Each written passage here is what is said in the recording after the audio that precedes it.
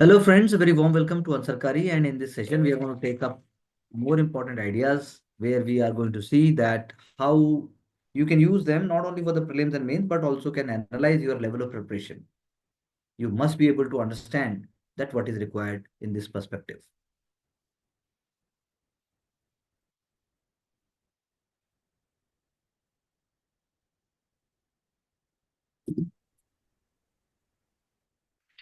So there are so many important happenings which are taking place, but they are in continuous manner. So you must keep on thinking and you must keep on making some keywords and notes and try to work upon that. Skill is the important thing. Without skill there is no point कि आप सब चीजें इकट्ठी कर ले और आप सोचे कि आपके जीवन में बदलाव आ जाएगा। आएगा, किंतु बहुत धीरे आएगा। सो चाइना ने भी यही सोचा कि बदलाव तो हमें भी चाहिए। That is why it is saying that we are ready to work more closely with India. अगर यूएस कहता है कि इंडिया के साथ उसका ट्रेड डेफिसिट है और इंडिया की तरफ सरप्लस है, तो चाइना के साथ भी हमारा डेफिसिट है। और China is a huge huge I should say exporter to India. India is importing a lot from China और वो उतना एक्सपोर्ट चाइना को नहीं कर पाता। Because China is also facing the heat, India is also facing obviously, पर India is having an opportunity. हम इस बारे में चर्चा आने वाले दिनों में भी करेंगे। अब बात करते हैं महाबोधि। बहुत important, very very important, very very very crucial and very secret religious site as far as Buddhism is concern. अब कौन कंट्रोल करता है महाबोधि टेम्पल को? बोध गया, यानी कि वो बोधि ट्री जिसके अंदर प्रिंस सिद्धार्थ ने इनलाइटनमेंट अटेंड किया था। 589 बीसी डेट दी गई है यहाँ पर, लेकिन मैं फिर वही कहूंगा, एनसीईआरटी में जो डेट हो वो आप एग्जैक्टली मानिए। शुरू में एक सिंपल श्राइन बनाया गया 3rd सेंचुरी बीसीई में, जिस जो कि मतलब विच ओनली द वज्रासन, एक तरीके का वज्रासन यानी एक तरीके का stone under the Bodhi tree next to the temple. बाकी सारे स्ट्रक्चर शुंग पीरियड में बने, 2nd to 1st century BC, जैसा कि हमने हिस्ट्री में चर्चा भी की है। फाहियान ऑल्सो नोन एज फैसियान, उन्होंने बताया बुद्धिस्ट मोनेस्ट्रीज बनी, आसपास प्रोस्पेरिटी हो गई, आसपास बिग स्ट्रक्चर्स आने लगे। लेकिन जो pyramidical structure which we see presently, it is to the periods of the Guptas, that is on 6th century BC. फिर पाला रूलर्स आएंगे 8 to 12th सेंचुरी में। They were the last major royal patrons. इसीलिए UPSC आपसे पूछता है कि किसके time पे किसने क्या दिया। आपको ये भी देखना होगा गुप्ता पीरियड के टाइम के ऊपर, that what kind of relations India was having outside India, and those outside rulers वो कौन थे जो पेट्रोनेज दे रहे थे। सो महाबोधि टेम्पल जो है अपने आप में बहुत ही रिलीजियस, सीक्रेट और हिस्टोरिकल और हमारे लिए इनलाइटनिंग साइट है। भारत की, भारत भूमि पर है वो, ये बहुत अमेजिंग बात है। अराउंड 12th सेंचुरी के बाद इंडिया से बुद्धिज्म ग्रेजुअली डिक्लाइन होने लगा, इसीलिए आप कह सकते हैं कि पेट्रोनेज भी धीरे धीरे कम हो गई। तो shrine will be under despair. Mughal period के बाद आप कह सकते हैं कि जब तक आर्कियोलॉजिकल सर्वे ऑफ इंडिया 1861 में बनता है, तो अलेक्जेंडर कनिंघम जो फर्स्ट डायरेक्टर जनरल भी थे, वो इसके रिस्टोरेशन में इच्छुक होंगे। और इसीलिए आप कह सकते हैं Mahabodhi temple the world heritage site का टैग जो उसे 2002 में मिला, बहुत पहले भी मिल सकता था कि अगर बहुत पहले से वो प्रिस्टीन तरीके से उसको मैनेज किया जाता। पॉपुलर लेजेंड ये कहता है कि एक वॉन्डरिंग शिवाइट मॉन्क जिनका नाम महंत घमंडी गिरी था, वो गया में 1590 में 1590 में आते हैं और बोध गया मठ बन जाता है।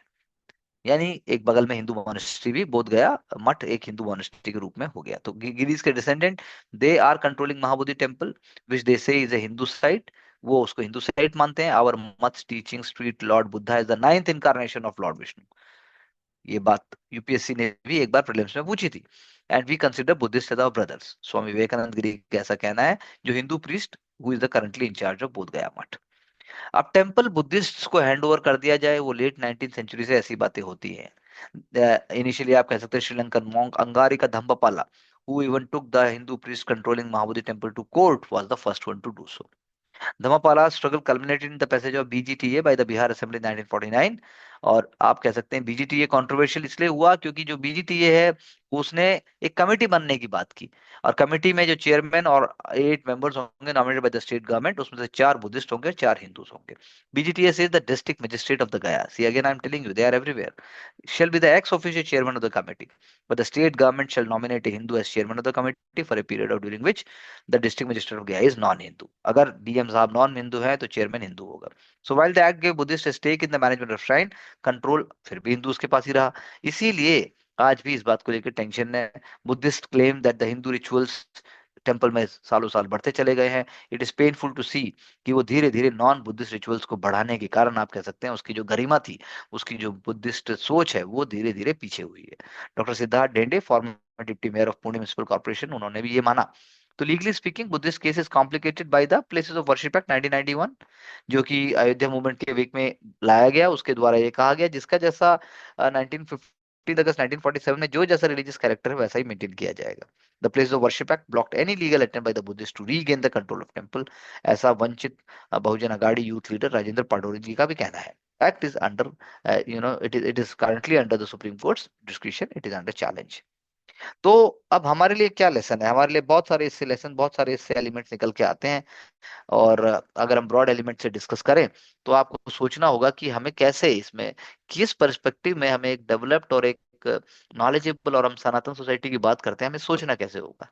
तो आप please you must write back your feedback and understanding, and you can write in the comment box also.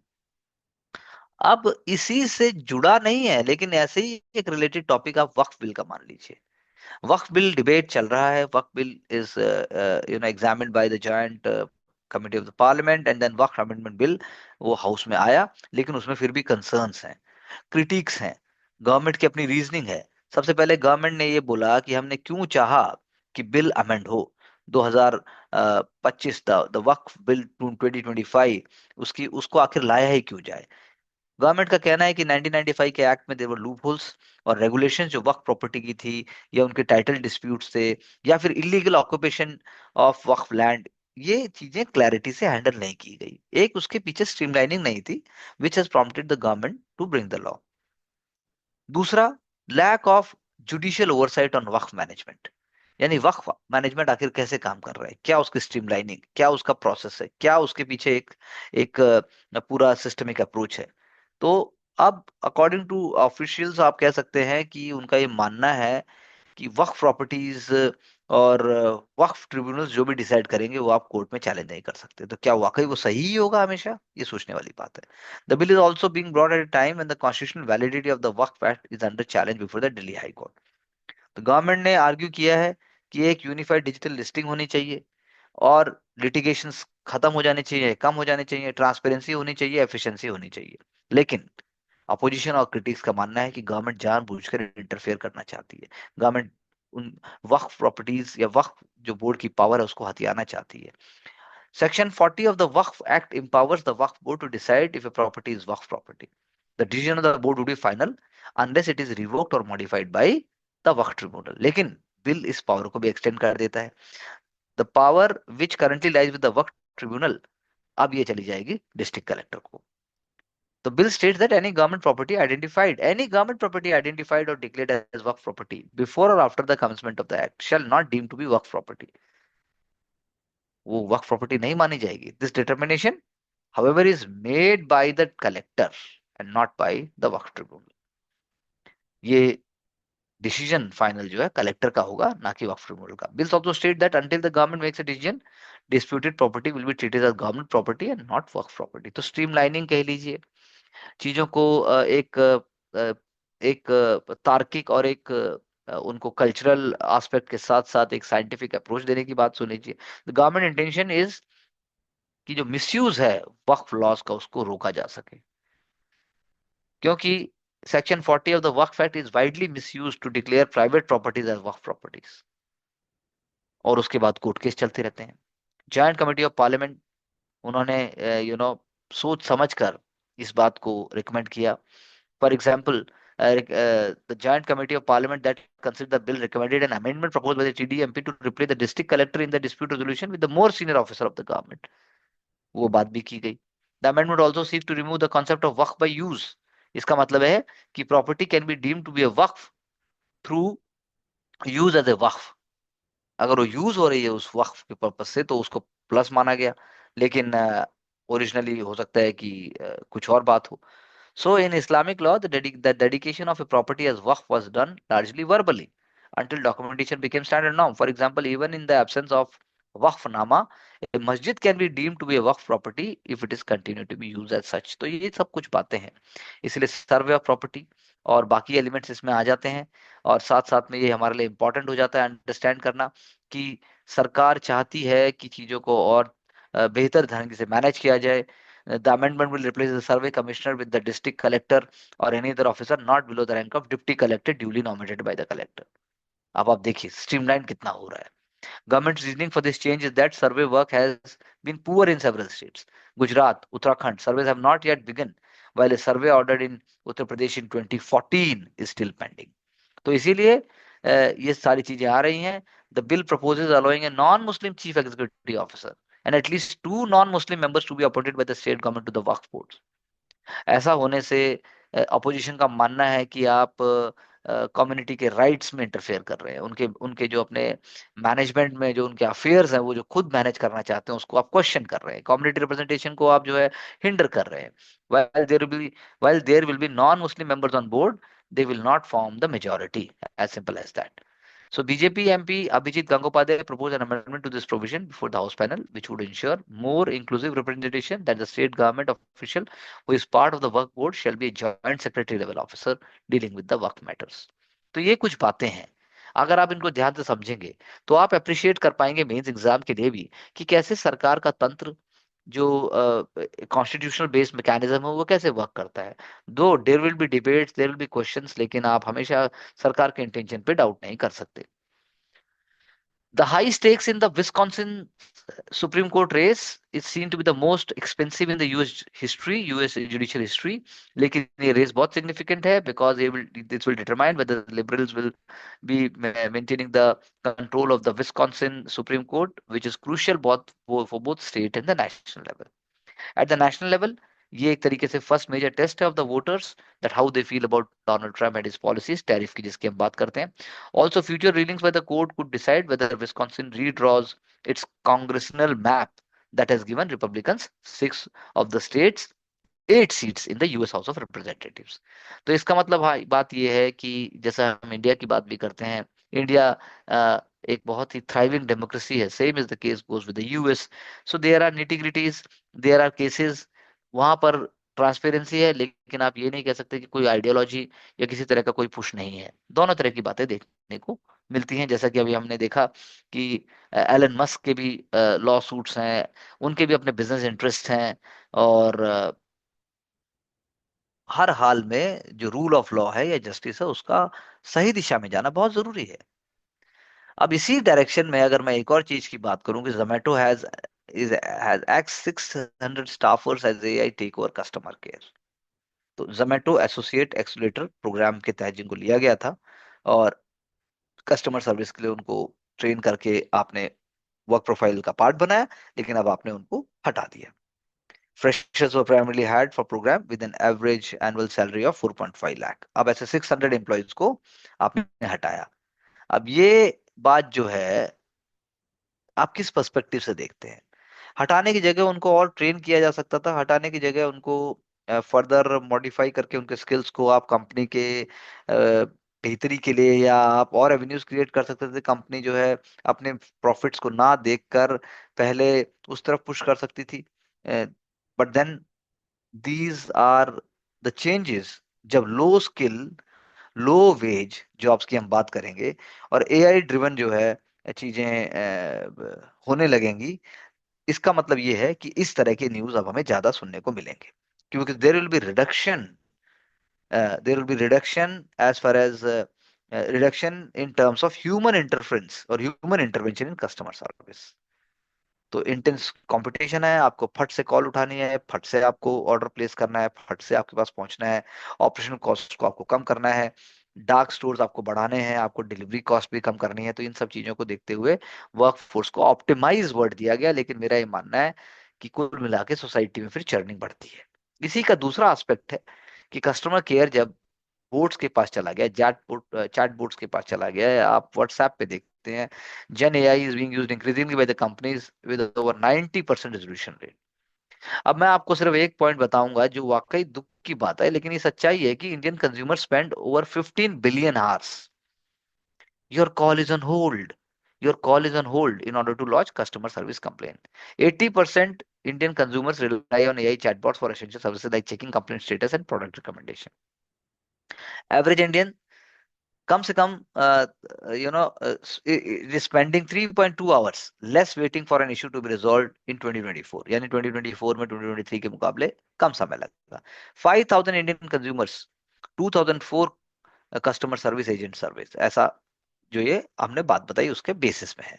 तो चैटबॉट से कॉस्ट कम होती है, ऑटोमेशन होता है, रिपीटेड टास्क फास्ट हो जाते हैं और प्रोसीजर्स भी सिंप्लीफाई हो जाते हैं, यानी कि जो अनप्रेसिडेंटेड ओवरऑल होने जा रहा है, टिकट है, ट्रैवल बुकिंग है, या फिर आप ऑनलाइन जो प्लेटफॉर्म्स हैं, रेड बस है, जो जेन एआई पावर्ड चैटबॉट से चलेंगे, वो कस्टमर क्वेरीज को तो सॉल्व करेंगे। लेकिन मेरा क्वेश्चन यह है कि जो आप जॉब क्रिएशन की बात करते हैं, या जो आप सोसाइटी में प्रोडक्टिविटी की बात करते हैं, जो आप बात चाहते हैं कि यूएस की तरह टॉप टॉप 5% के पास मोर देन 50 to 70% अगर उनके पास वेल्थ है, तो same is the case with India. ये हमें रोकना होगा, otherwise this is an important development. लेकिन कोई भी इंजीनियर बनकर और कोई भी जो ग्रेजुएट्स हैं वो ये नहीं चाहेंगे कि वो अनएम्प्लॉयड या फिर हर आदमी हर जॉब के लिए नहीं बना।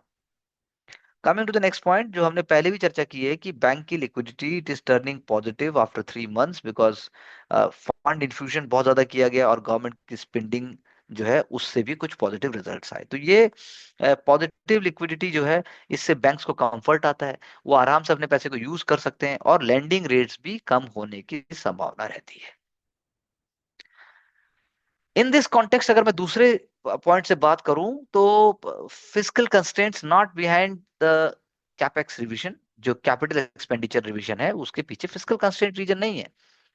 अब आप हमारे यहाँ इलेक्शंस, जनरल इलेक्शंस थे, एक्सट्रीम वेदर इवेंट्स हैं, और उसके बाद government departments already over stretch because the loss of time during the elections and the post pandemic surge, अगर हम पिछले 5 सालों में बात करें, इसी वजह से कैपिटल एक्सपेंडिचर रिविजन किए गए। तो cut in the capital expenditure is not misleading and it is not based on flawed comparison, ऐसा सरकार का कहना है। 8% शॉर्टफॉल है अगर हम बात करें फ्रॉम द बजट टारगेट, जो भी 11.11 लाख करोड़ की अगर हमने बात की। तो बजट एस्टिमेट्स जो है वो फाइनेंशियल ईयर के शुरू होने से पहले बनाए जाते हैं, उसमें रिवाइज एस्टिमेट्स होते हैं और एक्सपेंडिचर ट्रेंड्स देखे जाते हैं, उसके बाद इम्प्लीमेंटेशन कैपेसिटी देखी जाती है और हमारी प्रायोरिटीज क्या होंगी और उस समय क्या से आप आ रहे हैं वो देखे जाते हैं। तो ये स्टैंडर्ड प्रैक्टिस है पब्लिक फाइनेंस का। और ऐसा नहीं है एमएसएमईज यानी कि micro small and medium enterprises के लिए और फिस्कल जो बाकी कंस्ट्रेंट जो हम डेमोग्राफिक डिविडेंड से जोड़ के देखते हैं, डेटा से हम चाह रहे हैं कि इंडिया जो है डेटा सेंट्रिक कंट्री बनकर और ज्यादा वो करे, पीएलआई की बात है, मैन्युफैक्चरिंग की बात है। और यहाँ पर मैं ये भी कहना चाहूंगा, जो प्राइवेट सेक्टर का जो कंट्रीब्यूशन है या जो उनके अंदर जो किक आनी चाहिए उसके बारे में भी हमने कई बार चर्चा की है, तो यहाँ पर वो एलिमेंट भी फोकस करने के लिए हो जाता है। इसी कॉन्टेक्स्ट में जो कंज्यूमर प्रोटेक्शन है, RBI is committed for that and RBI governor Sanjay Malhotra sir he was speaking about it. And हमने पहले भी बात की है कि कस्टमर प्रोटेक्शन, कस्टमर एजुकेशन, इसकी तरफ आरबीआई भी बहुत ज्यादा सिंसियर है। एंड नॉट जस्ट आरबीआई, हमने सेबी की बात भी की थी, वो भी बहुत इंपॉर्टेंट है। So there is an enduring partnership between the RBI and the center, and this enduring partnership is helping Indian economy to grow। और उससे हम 4 ट्रिलियन इकोनॉमी, 5 ट्रिलियन इकोनॉमी से हम और भी ज्यादा बड़ी इकोनॉमी बनेंगे, और हम जो विकसित भारत का जो हमारा रास्ता है वो और जल्दी पूरा होगा। हाँ, लड़ाई है, रोज एक थकान है, रोज आप अपने आप को क्वेश्चन कर सकते हैं, लेकिन फिर भी अगर चलेंगे तो मंजिल तक आप जरूर पहुंचेंगे। The same approach is being taken up for the civil service exam also. आप कितना ब्रॉड हो के आप क्या चीज पढ़ते हैं, सारी किताबें यही हैं, बल्कि ओवर बर्डनिंग है किताबों का, वीडियो सब अवेलेबल हैं आपके पास, कोचिंग अवेलेबल है, लेकिन सक्सेस ऐसे नहीं आती। सक्सेस लाने के लिए आपको कुछ और चाहिए होता है, जो चीजें आपको शायद सतत प्रयास से ही समझ में आ सकती हैं।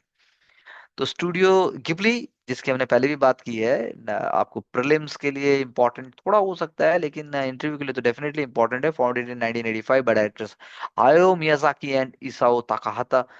ये हाथ से बनाते हैं और मैनुअली ड्रॉ किए गए सारे के सारे कैरेक्टर्स होते हैं। और आप कह सकते हैं कि बेस्ट एनिमेटेड फीचर का इनको अवार्ड भी मिल चुका है and they are world renowned. So अब हमने GPT-4 यानी आप कह सकते हैं कि जब GPT-4 की हमने बात की तो स्टैंड आउट है अपने आप में ओपन आई का ये फ्लैगशिप जो मल्टी मॉडल एआई है। क्यों फ्लैगशिप है? क्योंकि अब आप जो है टेक्स्ट भी जनरेट कर सकते हैं, इमेजेस भी कर सकते हैं, ऑडियो भी, सब कुछ इंटीग्रेटेड वे में हो गया। तो इससे एक तो पहली बात और यूजर्स बढ़ गए। ये मिमिक भी कर सकता है डिस्टेंट आर्ट स्टाइल को विद ग्रेट फिडिलिटी, इसीलिए हमने गिबली की बात की। लेकिन क्या ये वाकई टेक्नोलॉजी जो है वो असिस्टेड क्रिएटिव प्रोडक्ट्स को प्रमोट करके क्या वो आर्टिस्टिक लेगेसी को मतलब उसको क्या मार्जिनलाइज कर देगा, या फिर आप कह सकते हैं उसको डेमोक्रेटाइज कर देंगे? आप कुछ भी देखिए, फिर भी जो हाथ से बनाना है या जो ह्यूमन क्रिएटिविटी है उसका कोई सब्स्टिट्यूट नहीं है।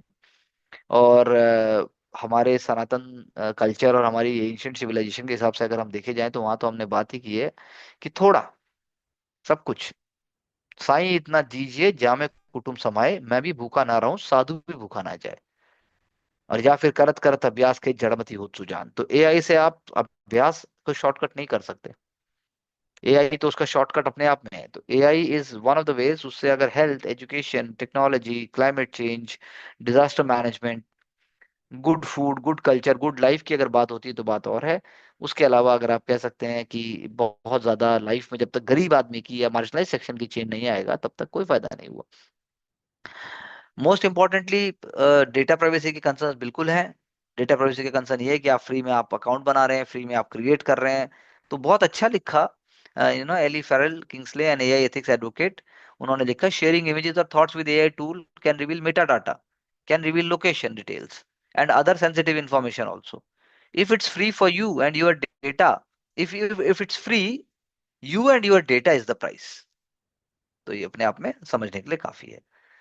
सुनीता विलियम मैम ने बताया कैसे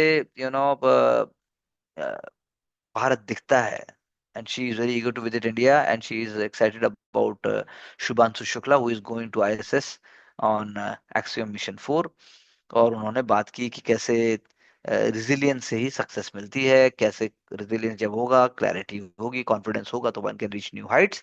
स्पेस एक्स ने प्राइवेट एस्ट्रोनॉट क्रू लॉन्च कर दिया है, ये भी अपने आप में एक बहुत ही इंपॉर्टेंट और पीटी के लिए आई थिंक इंपॉर्टेंट आप माइलस्टोन मान सकते हैं। आप इस पिक्चर से भी आइडिया लगा सकते हैं कि SpaceX launches Fram two polar orbiting mission. SpaceX का Falcon 9 rockets launched with 4 commercial astronauts on Frame to Polar mission at Kennedy Space Center in Cape Canaveral. Again coming back to another daily life की, जब हम भारत में चर्चा करते हैं, अगर आप बुलडोजर राज चलाते हैं या आपने बुलडोजर को यूज किया to to put down building, जैसा कि अक्सर देखा भी गया, तो डिमोलिशंस को कुछ इस कॉन्टेक्स्ट में सुप्रीम कोर्ट ने प्रयागराज में इनह्यूमेन कंसिडर कर दिया, इलीगल कंसिडर कर दिया, and then it has also not only just admonished but also it has put severe penalty on the officers concerned। तो ये अपने आप में बहुत शॉकिंग है। It is not the rule of law, that's what the supreme court says. And on the sidelines is about the story of a girl who was scene running with the books, जो कि IAS अधिकारी बनना चाहती है। Must be appreciated. अगर हम federal setup में दिल्ली की बात करें तो earthquake prone areas in Delhi जो बताई, जैसे जैसे यहाँ पर आप you can see the picture also, but then the one of the first step is to set up the emergency operation centres in case of natural disasters.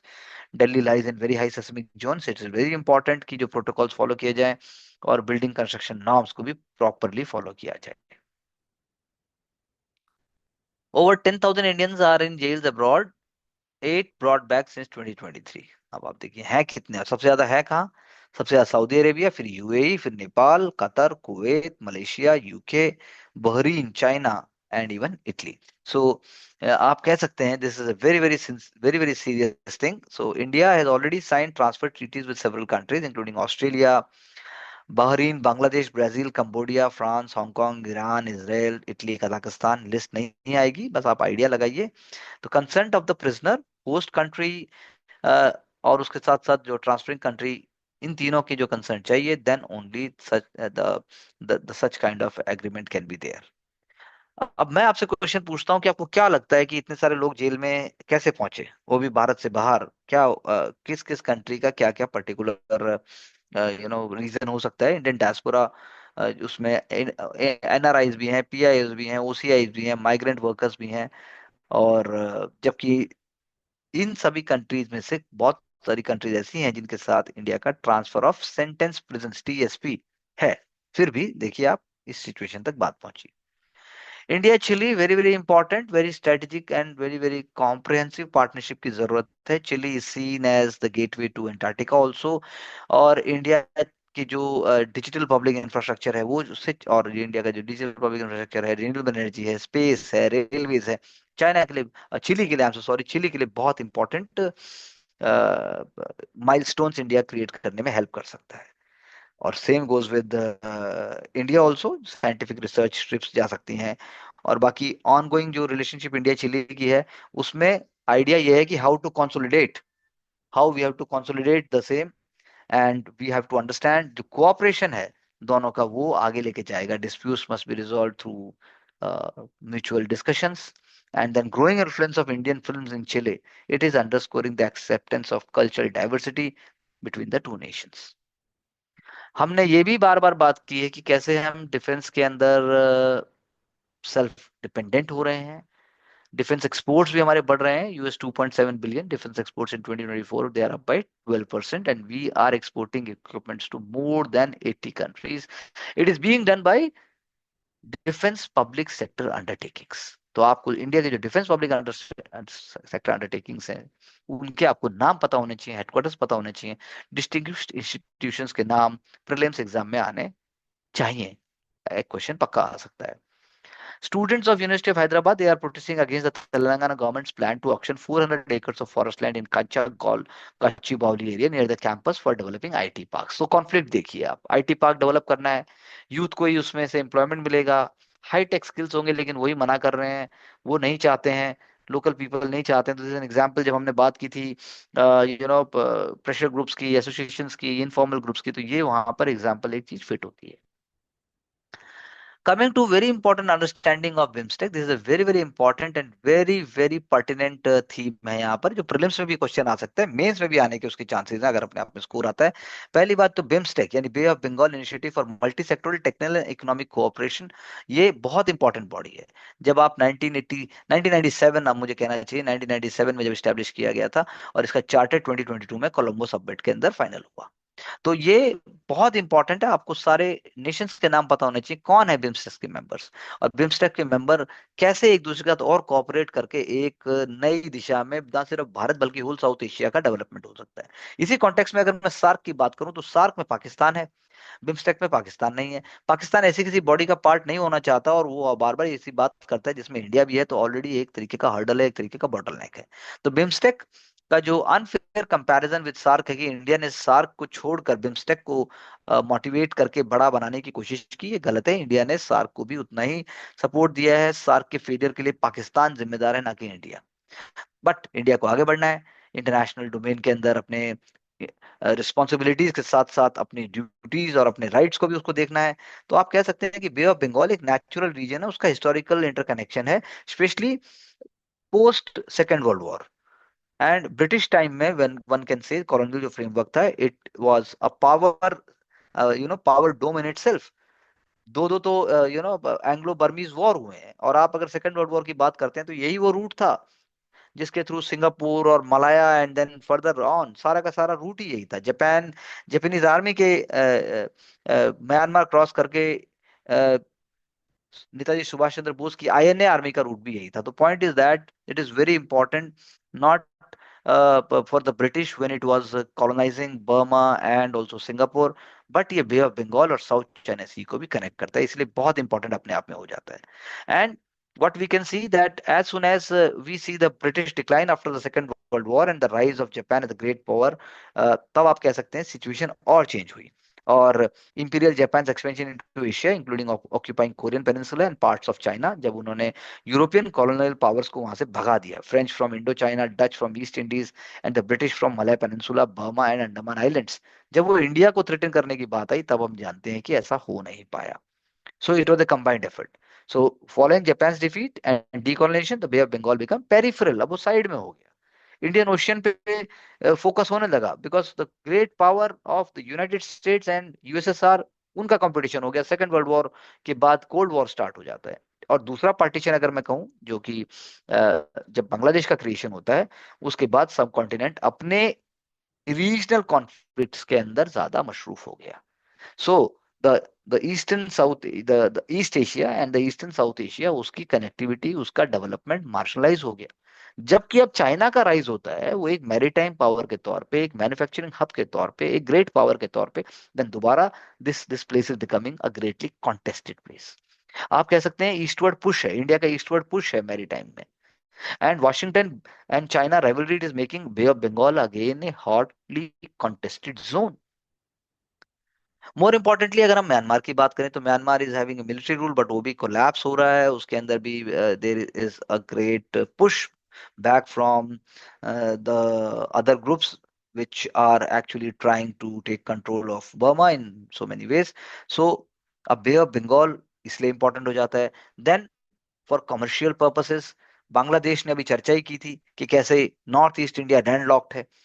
So there are several factors which are important, क्योंकि बिम्स्टेक में सार्क की तरह कोई veto power का context नहीं है, लेकिन फिर भी स्ट्रक्चरल कॉन्स्टेंट है।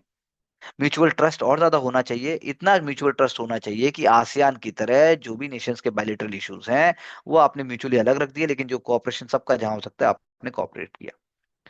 Disputes are going on between Myanmar and Bangladesh, Rohingyas का एक इशू है। Tension is there between Delhi and Dhaka because of the behaviour of Bangladesh and also its unthankful attitude. So इसीलिए फैक्टर्स हैं, वो दिखाते हैं कि बिम्स्टेक चल रहा है, लेकिन एक स्लो बोट की तरह चल रहा है। It is very important to revitalise it. So इसीलिए India must focus on rebuilding and also creating important and robust institutions through BIMSTEC. Global economic order में अभी डिसरप्शंस आ रहे हैं, हमने अभी चर्चा की कि यूएस क्या चाह रहा है। So India must maintain regional trade relations, वो बिम्स्टेक के अंदर भी होने चाहिए। एंड जो अपॉर्चुनिटीज हैं for bilateral trade and connectivity with the BIMSTEC members, उनको पुश करना चाहिए।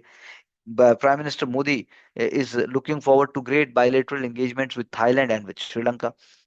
So it is very important that India must look forward to the positive things, जैसे थाईलैंड, अब इंडिया थाईलैंड रिलेशनशिप बहुत ज्यादा स्ट्रेंथन और भी हुई है, the time from which Thailand decided to offer visa free travel to Indian travellers.